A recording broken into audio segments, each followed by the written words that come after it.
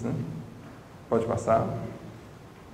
Então, vou falar um pouco sobre alguns dados, né? Alguns conceitos, falar um pouco sobre essas práticas integrativas e complementares, que é a visão que a academia tem dentro do maior site de pesquisa do mundo, né? Que é o PubMed, né? Que está dentro dos termos que a gente chama do Medical Subject Readings, que é o MESH, né? E uma pequena pergunta aqui. Quem trabalha na área de saúde diretamente aqui? Podia levantar a mão, por favor? Ok, ótimo. Vamos, 25%. Eu vou tentar ser um pouquinho mais detalhado, né, em alguns pontos, até para esclarecer para outras pessoas. Por favor. Então, lembrando que é um contexto amplo. Pode passar. A gente divide isso de uma forma acadêmica para tentar ajudar, mas a coisa é mais complexa um pouco, né? Então, agradecer em especial a todos vocês, através de pessoas como vocês, que um dia se aboliu a escravidão, por exemplo, e outras coisas ruins que já aconteceram na humanidade. Por favor. Mais uma vez. E aí, lembrar que a gente tem visões diferentes, né? Alguns acham que a verdade está de um lado, a verdade está do outro, e a gente tem que tentar, pelo menos, ver essa verdade de uma forma mais ampla. Pode passar.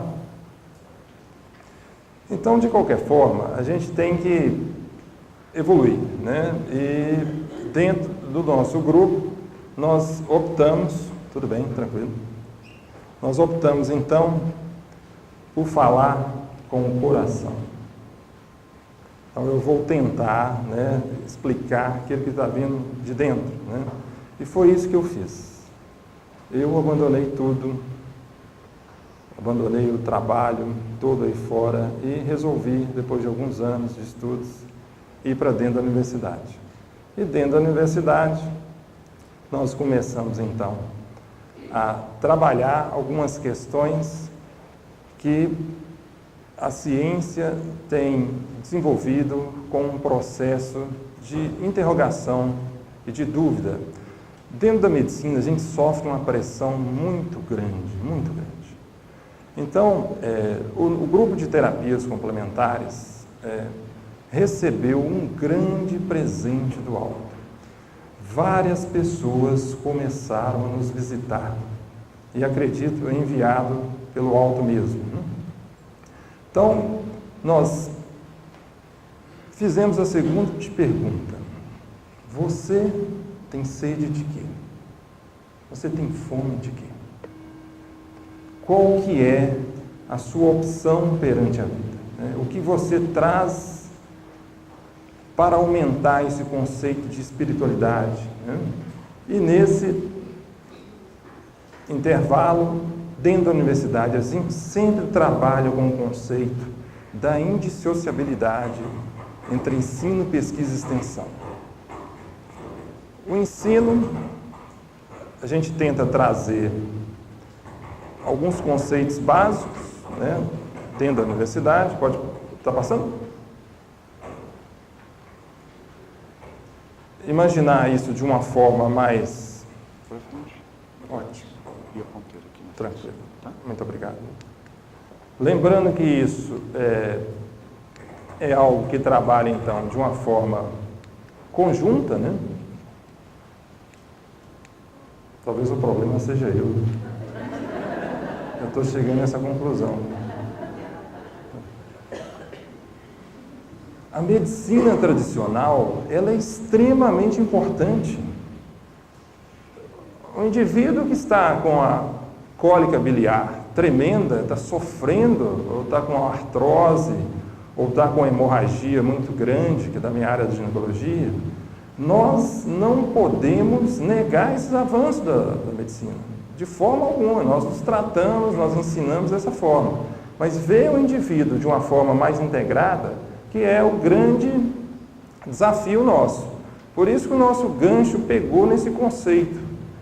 Esse maior site de pesquisas do mundo, o PubMed, ele se cita como Complementary Therapy, que é aquela terapia prática atualmente não integrante da medicina alopática convencional. Quando eu me formei em medicina, uns 70 anos atrás, a gente era quase que crucificado ao falar de acupuntura. E hoje a gente tem professores de acupuntura dentro da Faculdade de Medicina. Então, lembrando que isso é um processo que começou de uma forma com um termo alternativo, veio com um termo complementar, e atualmente a gente tem trabalhado muito o conceito de integrativo, que é aquele conceito que a gente tenta passar, por favor, que são... vamos ver se vai passar aqui. Ok. Que é ampliar esse conceito que a saúde não é só a ausência de doença. O indivíduo ele não está bem se ele está sem pressão alta. O conceito não é esse, é bem mais amplo que isso, né? A gente tem que voltar um pouco, lembrando que quase tudo na vida, ou tudo na vida, é um processo mesmo, né? Então, a definição que hoje a medicina usa, que a gente muitas vezes duvida, vem de uma raiz aí, que baseada na medicina do laboratório, numa visão mais hospitalar da especialização, visão mais biológica, que foi ótimo, né? As pessoas, elas pararam de morrer de infecção. A chance de uma pessoa com uma apendicite supurada falecer era quase a totalidade, há uns 100, 150 anos atrás, né? E passaram, então, a não morrer desse tipo de problema para morrer mais de coisas relacionadas ao estresse, à hipertensão, acidente vascular cerebral, né? Então, isso veio de uma forma muito importante. A gente viu que houve uma mudança, né, de paradigma. Isso gerou uma credibilidade muito alta. Vejam vocês que demorou quase 500 anos naquela época, né, no século XIV, para exercer uma correlação direta entre uma bactéria e a peste, né, que dizimou 1/3 da Europa. Isso é de extrema importância para a gente, né? Então a gente tem que... Então o que a gente tem trabalhado lá? Talvez seja o slide mais importante de todos. É tudo ao mesmo tempo e agora.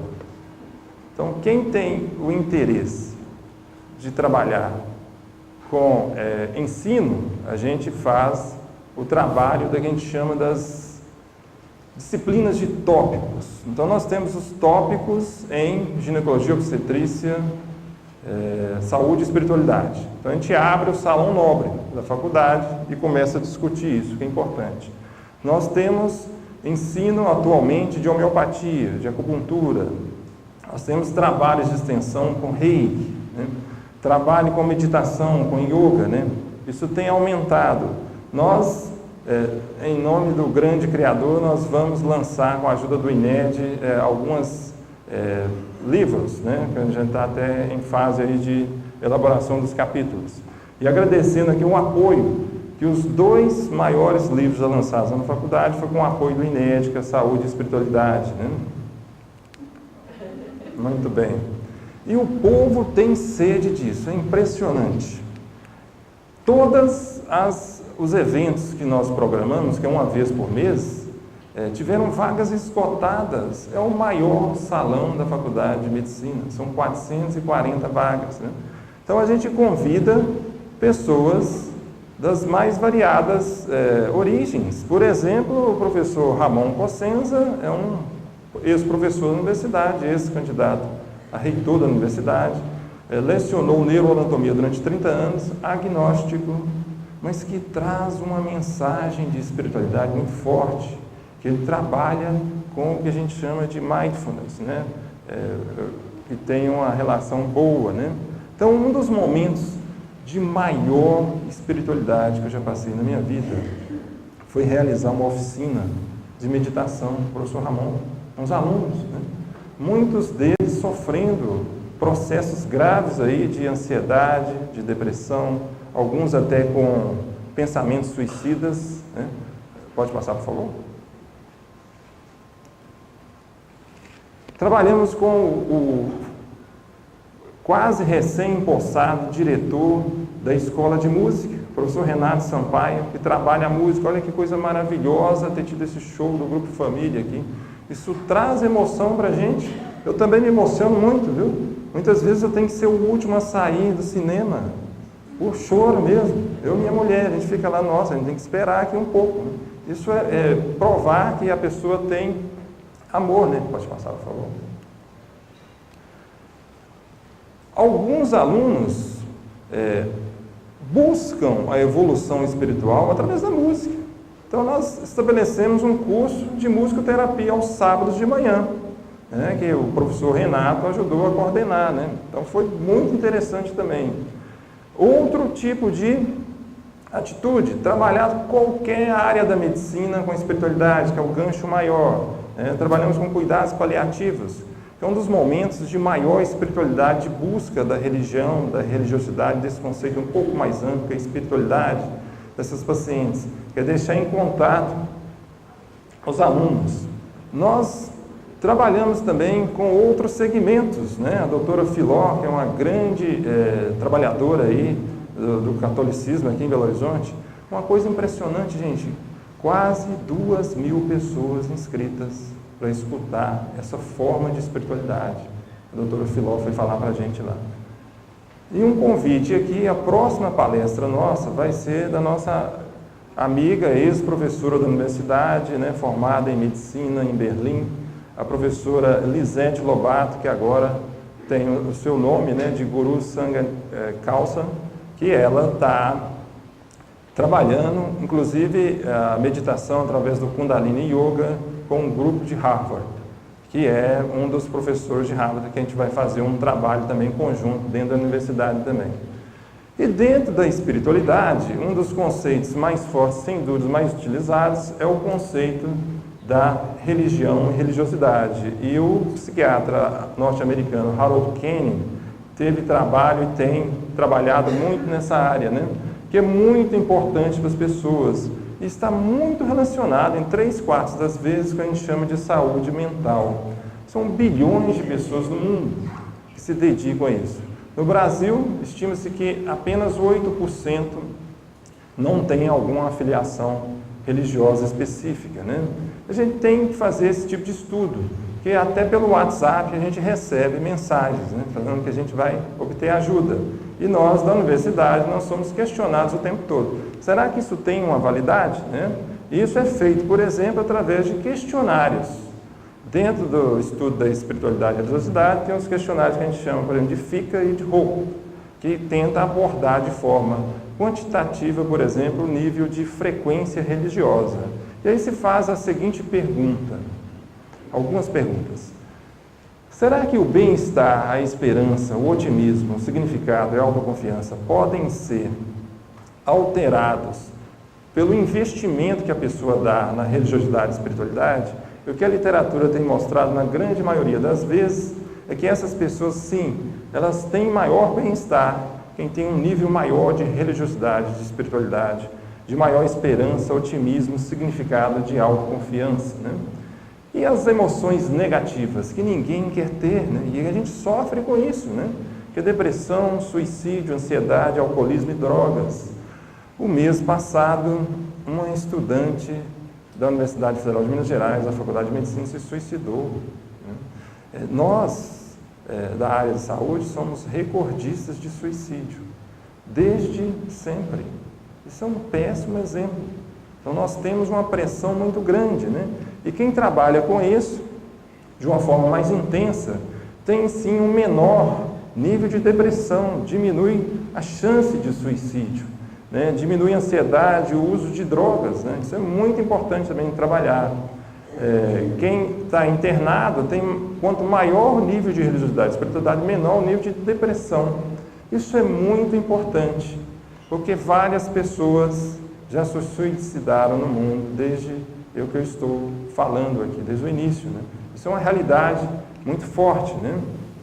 Isso é um dos maiores estudos já feitos no mundo, a universidade mais famosa do mundo, de Harvard, que acompanhou 90.000 enfermeiras e viu que quem tinha uma frequência de pelo menos uma vez por semana tinha 5 vezes menos o risco de suicídio, se acompanhava algum grupo religioso, né?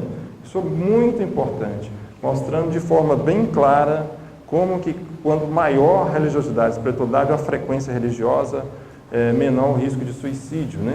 E outras virtudes muito importantes, pregadas aqui pelo INED, por vários grupos aí, ao redor do mundo, né? As pessoas mais religiosas, espiritualizadas, elas têm sim uma maior, né, chance de perdoar, né? são mais altruístas, têm uma forma mais de maior gratidão, né? Têm mais apoio social, são mais estáveis do ponto de vista conjugal, que é uma grande realidade hoje, visto que 1/3 das pessoas se unem e se separam algum dia, né?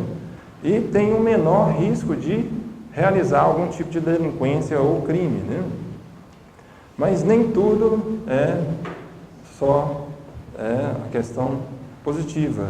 Quem é mais religioso e mais espiritualizado tem um maior peso. Tomar cuidado. Se reúne mais, né? Faz mais festas, talvez, né?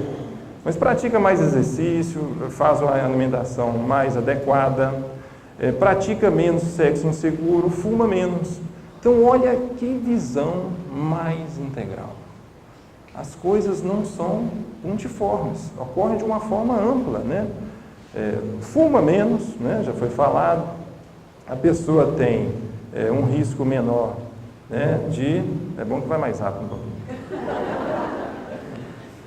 Ela tem um risco menor de suicídio, como foi falado. Agora voltou mais. Vamos ver aqui. E aí, não se sabe o motivo exato por que isso ocorre, né? Mas estima-se que, de alguma forma, as pessoas... Pode passar? Pode passar, por favor? Pode passar? Até um quadro elíptico vermelho, pode passar, por favor. Elas têm, então, um risco, uma ajuda maior. Quem está internado começa a orar. Assim, nossa, valei-me Deus, que vai ser de mim essa cirurgia de hoje. As pessoas se apegam mesmo, isso é muito importante, né? Até do ponto de vista bioquímico, tem alguns fatores inflamatórios que são diminuídos, né? Isso é muito interessante, né? Pode passar, por favor? Pode passar. Tem alguns estudos. Isso é um norte-americano que tem vindo aqui muito no Brasil, Kenneth Parkman, que ele saiu na capa da Time americana quando ele associou religião com sobrevida. As pessoas mais religiosas, mais espiritualizadas, vivem mais. É incrível, né? Então, é muito interessante. Pode passar, por favor? Pode passar. E não se sabe por quê, pode passar, mas as pessoas desenvolvem mais perdão, honestidade, coragem, disciplina. É claro que tem a questão genética, nós não estamos negando isso aqui, a gente quer, inclusive, ser de uma forma integrativa, né? Muda seu estilo de vida, seu comportamento de saúde.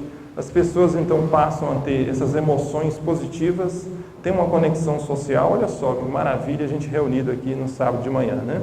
Muda seu sistema imune, endocrinológico, seu sistema cardiovascular, e pode passar, por favor, e faz com que as pessoas, então, tenham uma longevidade maior, né? E aí a pessoa tem uma melhor sobrevida. Mas aí vem a ampliação desse conceito, que não é só frequentar um grupo religioso, seja católico, evangélico, espírita, de umbanda, né? Que isso melhora muito, sim, né? A qualidade de vida da pessoa, né? Diminui esses inúmeros riscos.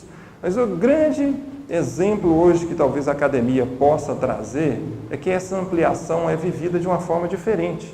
E tem um psicólogo, o Richard Davidson, que tem trabalhado muito com isso. Ele é um egresso de Harvard também, e quando ele publicou, né, nos seus primeiros anos, que um grupo de monge budista que trabalhava na meditação tinha uma resposta melhor a uma simples injeção de influenza, uma vacina, ele caiu no descaso na época, mas ele continuou décadas após décadas. E o que se observou, vocês podem perceber aqui, é que gerou muita, mas muita pesquisa nessa área. As pessoas ampliaram muito o conceito de pesquisa. E hoje, eu não sei se eu abandono isso aqui, vocês estão tontos já, né? Mas tá bom, depois a gente edita isso aí. Que é um conceito... Gente, isso é de arrepiar, esse slide. O que a maior revista de ciência do mundo, de neurociência, que é um tópico extremamente importante, chama Nature Reviews Neuroscience, número 1 do mundo. É o que dita o que vai ser escrito no livro de medicina, de enfermagem, de fisioterapia, chamado de Qualis A1, né? falando que a gente muda nosso cérebro com a meditação. Que coisa fantástica. O que é meditar? Para uns, é fazer um curso de yoga, né? Isso é super importante. Estou vendo o Anderson aqui, que é um pesquisador da nossa equipe, né? E tem trabalhado isso com os alunos de medicina. Eles sofrem muito, né? E para outros, é um outro tipo de meditação. Isso é muito amplo, né? Então, a própria ciência tem reconhecido. Depois de décadas fazendo meditação, o professor Richard Davidson e o John Kabat-Zinn, lá do grupo de Boston, né, de Massachusetts, chegaram à conclusão, então, que eles estavam certos, sim. E é interessante, parece haver uma necessidade de em torno de 8 semanas de tratamento, né, de dedicação. Pode passar, por favor? É claro que a pessoa é chamada para um tratamento, mas ela não chega a mudar de vida em 8 semanas. O que a gente quer e pede para as pessoas é: muda de vida. Você teve um exemplo aqui nessas 8 semanas, do ponto de vista estatístico, você melhorou. Isso tem sido confirmado cada vez mais com vários trabalhos, o que a gente chama de ensaios clínicos controlados, que é o maior nível de evidência que se tem dentro da academia. Qual que é o pior para os acadêmicos, né? É uma pessoa pegar o microfone e começar a falar. Esse é o nível de evidência pessoal, é aquele especialista, nível D, que a gente chama, né? É claro que eu não estou falando isso aqui como uma verdade absoluta, de forma alguma, né? A gente vai ter um período de discussão aí que a gente vai melhorar. E outros journals, né, jornais, revistas de grande impacto também começaram a trabalhar isso. Olha que artigo mais interessante. Ninguém está entendendo inglês aqui, está bem diminuído, né? Ele está falando o seguinte, que a principal sociedade de hipertensão do mundo está recomendando a meditação. Isso é maravilhoso, gente. Isso saiu no final do ano passado. Daqui 2, 3 anos está dentro do livro de medicina. Daqui uns 4 anos está sendo traduzido aí para um livro em português aqui. E é assim que a gente tem ido nesse processo, né? E tem vários tipos. Por exemplo, do mindfulness, né? Tem diversos tipos do cognitivo, de redução do estresse, né? E vários outros, cultivando o balanço emocional. Eu não sou um especialista nessa área, mas eu tenho trabalhado assim, em conjunto com essas pessoas, né? Como o professor Ramon. Pode passar, por favor? Por exemplo, o paciente com câncer. Estatisticamente, 50% das pessoas aqui dentro vão ter câncer, né? Se for um homem com mais de 80, 90 anos, quase a totalidade vai ter, né? 13% das mulheres vão ter câncer de mama algum dia. Então, é um dos principais mazelas ainda dentro da medicina. E a gente foi criado um conceito, então, desse estresse dessas pessoas, chamado de estresse, né? E esses tipos de intervenções, por exemplo, mindfulness, tem melhorado a qualidade de vida dessas pessoas. Tem diminuído, por exemplo, os níveis de cortisol, que é um marcador bioquímico que a gente utiliza dentro das pesquisas também, né? E tem, então, ganhado o apreço das maiores sociedades do mundo. Novamente aqui, um grupo muito forte dentro da oncologia mundial que dita as regras, que é o National Comprehensive Cancer Network, que tem falado que pode passar, por favor? Para essas pessoas com câncer e com um nível de estresse muito grande, por exemplo, um câncer de mama, meditação, yoga, relaxamento com massagens, né, com imagens, relaxamento através de massagens, o reiki, por exemplo, para alguns é considerado uma massagem, né? Musicoterapia, olha que maravilha, né? Isso tudo tem sido recomendado. Então, se o Top of Mind, né, uma das sociedades mais importantes do mundo, recomenda isso, os diversos outros grupos vão recomendar também. Do ponto de vista integrativo, a gente tem feito algum tipo de pesquisa, estamos ainda muito iniciais, né? Espero aqui em breve, né? Em breve a gente fala e durante as próximas décadas trazer esse conceito de uma forma mais forte, mas a doutora Natália Champs, né? Ela desenvolveu um ensaio clínico randomizado em 28 postos de saúde em Belo Horizonte, que foi, na época, a gente era do programa de saúde da mulher, porque era um programa que tinha um apoio muito grande, né? Mas que atualmente a gente está mais voltado com a professora Elza Mello, que é uma grande ativista para as terapias complementares dentro do Departamento de Medicina Preventiva e Social do Programa de Promoção da Saúde e Prevenção da Violência. E o que a gente percebeu é que, de uma forma randomizada, do maior nível de evidência que se possa ter na atualidade dentro da academia, a homeopatia e a acupuntura melhorou a qualidade de vida das pessoas. Por exemplo, no que a gente chama de um questionário utilizado pela Organização Mundial de Saúde, que melhorou então essa qualidade de vida. A homeopatia também, depois de 12 meses, quem não está aí familiarizado com esses números, que a gente chama de valor P, a gente compara antes e após um ano de intervenção. E viu que a homeopatia, que trabalha muito a energia, né, que trabalha a nível da ausência de molécula, né, que ela trabalhou e melhorou muito a qualidade de vida dessas pessoas. A acupuntura também, que trabalha bastante energia, né, ele trabalha de uma forma integrativa muito forte. E mais recentemente, agora, né, no mês passado, nós tivemos a defesa de um outro mestrado. A gente trabalhou com pacientes inférteis que continuaram o seu tratamento de infertilidade, que é uma das áreas que eu me especializei também, mas que usou de forma integrativa a acupuntura. E a gente percebeu que esses grupos, quando a gente randomiza, tem o que a gente chama na ciência de comparabilidade dos grupos. Então não houve diferença estatística entre o grupo que foi randomizado para receber a acupuntura de forma integrativa com a infertilidade, e a gente percebeu que depois dessa intervenção de 8 a 10 semanas, as pessoas tinham menos ansiedade, menos estresse e menos depressão. 40% das pacientes inférteis têm ansiedade ou depressão muito importante. Então, é outra forma muito interessante de trabalhar isso de uma forma integrativa, né? E os outros questionários que nós medimos, que nós, cientistas, temos a mania e a pressão muito grande de medir as coisas o tempo todo, né? Também diminuiu aí a ansiedade, estresse, depressão, quando a gente olha de uma forma longitudinal, acompanhando o mesmo grupo, e também de uma outra forma paralela, acompanhando um grupo como o outro. O Reiki, que é um outro grupo que foi enviado para estudar conosco, nós temos trabalhado com um grupo de pessoas do Ramatiz, um grupo muito interessante aqui em Belo Horizonte. Sempre lembrando, nós não temos nenhuma filiação religiosa específica dentro do nosso grupo, né? A gente está aberto a esse tipo de trabalho, que é passar energia para a pessoa.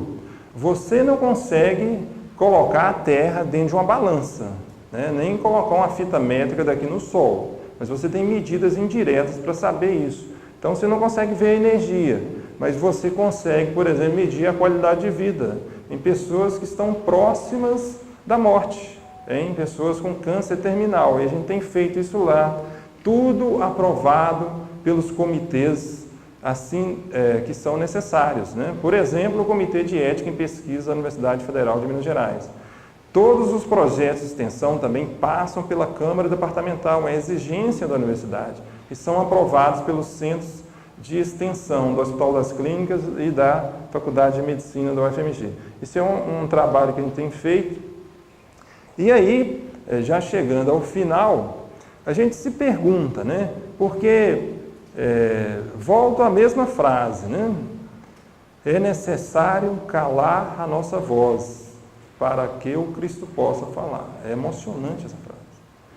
E o lado da fé, a busca das pessoas pela fé, é muito importante. Mas eu acredito que a minha missão nesse planeta, essa é uma visão pessoal, seja de trabalhar com as pessoas. E eu tenho muita dúvida, né? E dentro da academia, a gente tem muita dúvida mesmo. E a gente pergunta, teria alguma plausibilidade biológica isso? Isso foi um dos temas do meu doutorado, quando eu fiz fora do país. A gente tem estudado muito, a nível molecular, os cromossomos. Então, se você imaginar uma mão e suas unhas são os telômeros, a parte terminal, você imagina que o seu dedão, por exemplo, tenha um telômero maior do que o seu dedinho, né? Ou que o telômero de uma pessoa de 50 anos ela tem um comprimento menor do que a média das pessoas que estão aqui, em torno de 35. Isso é o que a gente chama de morte celular. Isso é natural, é a vida, né? E a nível in vitro do laboratório a gente vê isso também. E uma coisa muito interessante é que, pode passar por favor? Nós percebemos que quando a gente faz uma mutação genética dentro do laboratório, a gente tem o que a gente fala que é uma vida eterna. Eu aqui em Belo Horizonte, eu cultivei mais de 1 ano de um tecido celular. Isso que geralmente dura poucas semanas. Então ela cria o que a gente chama de um estado eterno de vida, porque criou uma mutação nessa enzima que a gente chama de telomerase, né? E isso foi tão importante dentro da medicina que gerou um Nobel para a professora Elizabeth Blackburn, que eu sugiro fortemente que as pessoas a acompanhem, que elas têm trabalhado muito essa questão do telômero e essas questões aí de meditação, de yoga e de mudança de vida. Olha que interessante essa conexão. Na minha área da ginecologia, esse é um dos maiores jornais que se tem, que chama o American Journal of Obstetrics and Gynecology. E ele estudou um grupo de pessoas, pode passar por favor, que ele percebeu que as pessoas que tinham estresse materno durante a gravidez tinham um filho com comprimento do telômero, que é isso que a gente está falando um pouco, menor. Então você pega um grupo de pessoas, por exemplo, dividindo essa sala aqui, entre um grupo que teve um grande estresse, e todas são mulheres e tiveram filhos, comparando outro grupo, do outro lado da sala, 50%, que não teve esse estresse, por exemplo, a morte de um marido, morte de um pai, morte de um filho, coisas muito sérias, né? Perda de um emprego, passar uma dificuldade, por exemplo, até com fome, né? Algo assim, estresse muito grande. Eles perceberam que esse grupo que tinha um maior nível de estresse tinha um comprimento de telômero menor que o outro. Então, mostrando como que o lado psicológico também vai lá a nível molecular e a nível do cromossomo e altera essa questão. Aqui uma outra alteração, por exemplo, dessas pessoas. Nós nos encontramos aqui no, quem sabe, 16º Fórum do INED. E as mesmas pessoas se encontraram aqui 18 anos depois. E as pessoas tiveram filhos e nós vamos medir o comprimento do telômero desses filhos de vocês. Mesmo anos depois, esse DNA ainda fica marcado. Por quê? Porque ficou registrado nesse grupo esse estresse maior. A falta de amor gera alteração no cromossomo. Então, isso é uma pesquisa interessante, mostrando, já partindo para a conclusão, né, que a gente tem que amar um ao outro, sem dúvida alguma. Olha que interessante, ela viu que quem tem uma discriminação racial, que é um problema muito sério nos Estados Unidos, tem um comprimento de telômero menor que o outro, né? Então, mostrando também de forma muito interessante que a gente tem que trabalhar essas questões, né? A falta de amor gera alteração cromossômica e gera algum problema maior. Ok, vamos lá. Mas o que isso tem a ver, né? Isso tem a ver com a seguinte questão. Quem tem um telômero menor, vive menos. Quem tem um telômero menor, tem mais câncer. Quem tem um telômero menor, tem mais demência. Então, essas atitudes que a gente tem percebido, que tem melhorado, e essa que é a nossa principal hipótese, né, dentro da universidade, é que todas essas terapias integrativas venham a melhorar a qualidade de vida, venham a diminuir o estresse, venham a trabalhar uma vida com maior perdão, com mais altruísmo, né? E o principal é que juntos nós somos mais fortes. Nós não temos que nos separar, né? A gente perde força com isso. Então a gente respeita as pessoas, respeita seus grupos, né? Esse grupo de pesquisa que a gente vai iniciar, uma pesquisa com os residentes, é um grupo Sikh, né, que trabalha muito a meditação, Kundalini Yoga, que é uma outra forma de expressão. Em nenhum momento a gente convida pessoas ou pede às pessoas para que falem do seu grupo. A doutora Filó, por exemplo, em nenhum momento ela chega lá e fala assim, ó, vocês podem ir lá na minha igreja amanhã, tá? Lá no Belvedere, né? Ela dá aula lá, né? Trabalha com... Ou o outro, professor Ramon Consenso, ó, não acredita em Deus. Isso, eu sou agnóstico, isso é uma furada, né? A intenção não é essa.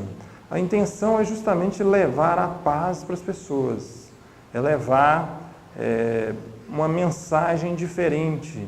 Cada um, né, do ponto de vista evolutivo, muitos discutem e defendem essa tese, né? Nós estamos em momentos diferentes. Nós somos 150 pessoas nessa sala, cada um tem uma vida diferente, cada um vê de uma forma diferente. Alguns vão encontrar a paz através do reiki, outras através da religião, outras através da religiosidade, da espiritualidade vivida de uma forma mais ampla, né? Essa que é a principal questão que a gente tem para tratar. Eu vou pedir perdão, viu? O problema foi meu, viu? E eu acho que eu passei os slides de uma forma inadequada e aí estou aberto aí, quem sabe a gente possa unir forças, né? Que não é fácil, né? Em trabalhar nessa área e passar para vocês que nós estamos em frente aí persistentes. Muito obrigado a vocês, viu?